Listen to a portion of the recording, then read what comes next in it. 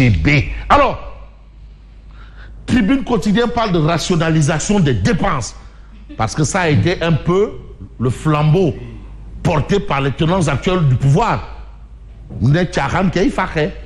Ah oui. Djoubrek, Djoubel, Djoubanti. Tchahan Faché. C'est le prétexte avancé pour éliminer le conseil économique. Mais tout est social, tout.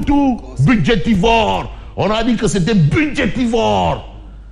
Feu Djibo Leitika disait les Sénégalais sont des rumorivores. Non, c'est pour vous dire que le Sénégal, non, au plan, hein? Bref, Diomaye Kaz, c'est jeune à la présidence dans un état en ruine. Donc il y en a quand même pour les uns et pas pour d'autres. Les autres, circuler, il n'y a rien à voir, il n'y a rien à boire, il n'y a rien à manger. Bon, les uns... Plus de top d'or. Ouais, les uns... Conseil, chargé de mission, moins top d'or, formalisé. Ouais, chargé de mission. Bon, chargé de mission. Bon, nous sommes commissionnaires. Il y a plus de chargés de mission que de mission. De mission. Il y a plus de chargés de mission que de mission. Le président a raté sa promesse de réduire le train de vie de l'État. Thierno Alassane Sall a déploré ce recrutement politique de pastéfiens. Le président s'inscrit ainsi dans une logique d'armer ces jeunes qui ont attendu des nominations depuis avril pour éviter des frustrations. Ça, c'est, d'après la rédaction de Tribune, le but de cette manœuvre, c'est-à-dire le recasement de jeunes pastéfiens à la présidence, et on parle d'État en ruine. Finalement, donc il y a deux États en ruine pour les uns, pour les divers, et non en ruine pour les autres. Autre chose, Ande Guessem rentre dans le combat en faveur de Ansoumana Dione. Ah ben Ande Guessem, moi bien dit Guessem, Guessem, si ça ne marche pas, ils te font du Moudi. Moudi, si ça ne marche pas, il dit Sempi. Oui. Hein? Si ça marche pas, oui. Voilà. Donc, vous voyez Mbalo Diachab déjà bien armé. Ande Guessem rentre dans le combat pour soutenir qui? Ansoumana Dione. Voilà. Vous avez licencié au ministère de la Santé pour avoir fait des critiques. Ande Guessem, attention, mon gars, monsieur le ministre, c'est Ande Guessem. C'est Ande Guessem. Ouvrez les yeux et ouvrez en grandement les oreilles. Ande Guessem interpelle Boucar Diouf, directeur de l'action sociale. Voilà, c'est Ande Guessem. Tu sais, Ande Guessem, c'est du Guessem vrai. Babou Wade, Guessem Babou Wade. Yengel Guessem. Ah, Yengel Guessem. Est-ce qu'ils ne vont pas faire à Boucar Diouf du Guessem Babou Wade complètement? Alors, on reste avec Tribune. Les choses se dégénèrent au Parti démocratique sénégalais. Utilisation abusive de la signature de Maître Wade, Tafsir Choy, Doudou Wade et compagnie annoncent une plainte par rapport à cette situation. Situation oblige. Vous avez le problème Lat Diop Ngone Latir. Doomu Tëngéej la. Lat Diop. Doomu Tëngéej la.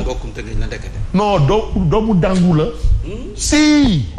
Doomu Tëngéej la. Non, Tons Daouda Niang, c'est lui qui a acheté pour le baptême. Guédiawaye dénonce un règlement de compte et réclame sa libération. Voilà la position de Guédiawaye. Mais vous avez Boy Town. C'est qui Boy Town? Ah, mais lui, c'est pas un Common Town. Boy Town, Barthélémy Diaz. Mais c'est le. Non, c'est le Boy Town. Mon gars, mon oncle man Boy Town là. Ah, tiens, bon, pas dit que man Bilay Ndanan là. Waaw, Ndanan là. Mais doomu Ndanan rek la. Oui, c'est vrai. Mais Baye ji Ndanan, doom ji Ndanan. Tonton Jean-Paul Diaz Ndanan. Barthélémy Diaz sort de sa réserve et tire sur le régime. Attention, nous sommes des Boy Town. Attention, nous n'allons pas nous tromper encore. Attention, parce que Boy Town Doful, c'est pour dire que non, Boy Town n'andite le Doful. Vous le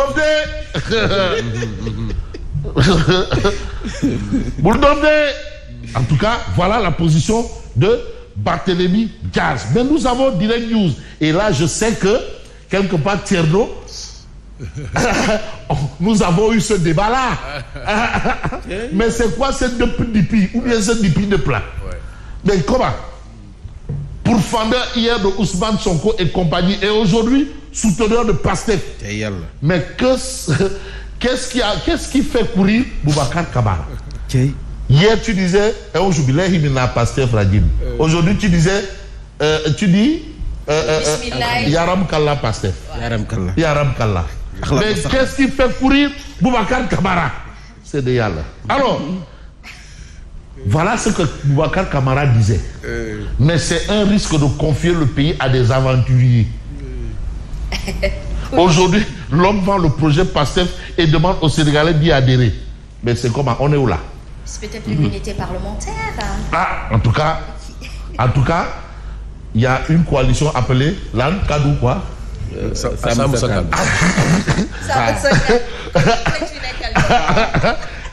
Voilà déjà un sujet. Mais maintenant, il y a une nouvelle coalition, la coalition de Bambasso. Grâce. La coalition de Made in Sénégal. Voilà, Made in Sénégal. Le candidat de Made in Sénégal. Du Made in Sénégal. Des artisans du Sénégal. Le candidat de Made in Sénégal. Non, eux, c'est le Made in Sénégal. Chacun vient. Les uns viennent, ça me se cadeau. Les autres viennent, Made in Sénégal. Non, Assemblée millionnaire. Waouh. Donc vous avez ce fait. Mais l'autre fait, c'est source A. Mais d'abord, vous avez le lancement du référentiel Sénégal 2050. L'agenda national de transformation devra accoucher de la solution. Enfin, les Sénégalais à l'écoute. Ouais, avant d'en arriver à Soubelenete Libye. Bon, vous avez aussi Modigna, aujourd'hui d'après source A, qui risque gros sous le coup d'une plainte après son live incendiaire contre l'entreprise Synergie Afrique dans l'exécution des travaux du lot 2 du programme de remplacement des abris provisoires. Modigna risque gros. Donc voilà, par rapport justement au référentiel, les Sénégalais à l'écoute. Parce qu'il faut écouter et savoir de quoi il en sera exactement. Fabrice, mais vous devez vous en souvenir. Oui. Quand Modigna a accusé Karim Wade, après il a rétropédalé. Hein? Oui. Vous vous en souvenez, n'est-ce pas? Bien sûr. Voilà, parfois, vraiment... Il est arrivé même, je crois, avec Cheikh Oumar Anne, il y a eu un cas comme ça. Oui, il a été condamné. Oui, il a été condamné, malheureusement. Mais j'ai envie de prendre un journal qui est assez important, c'est l'I quotidien.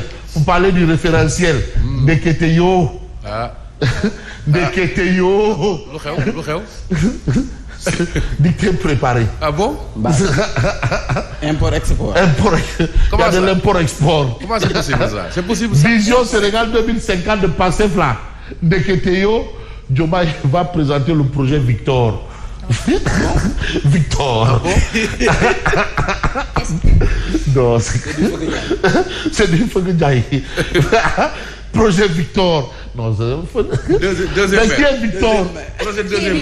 Mais qui est Victor? C'est pas mon jeune frère Victor Sadio Diouf.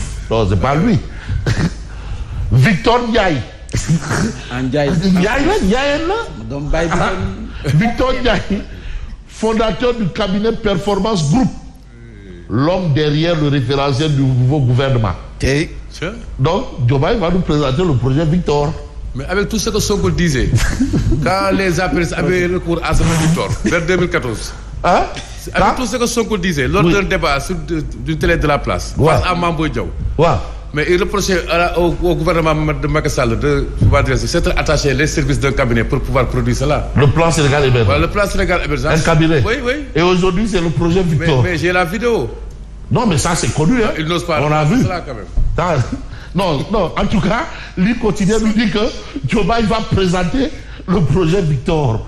Voilà. Alors, des rencontres ont eu lieu entre Victor Ndiaye et des responsables du gouvernement à l'hôtel Riu Baobab à Mour. Le projet, entre guillemets, dont on tant vendu aux Sénégalais, n'a jamais existé. En fait, le projet, ce sont des chimères. Chimères. Ah non, mais ce qui n'existe pas. Voilà la situation. Législative, Maître Abdoulaye Wade recuse le bulletin déposé par Sopi Sénégal. Maître Abdoulaye Wade en personne, bien entendu. Mais en attendant, on va peut-être voir un peu l'actualité du journal. Quel journal? J'ai envie de prendre Sud. Macky assombrit le décor. Les partenaires ne savent plus où va le Sénégal. C'est-à-dire même les partenaires, ceux qui sont susceptibles d'amener quelque chose pour bouger les choses, faire bouger les choses. Ils ne savent même plus où va le Sénégal. Débordement du fleuve Sénégal, crue de détresse. de Bakel à Matam, des villages sous les eaux, des périmètres agricoles inondés, des populations appellent à l'aide, l'État traîne les pieds. L'État traîne les pieds.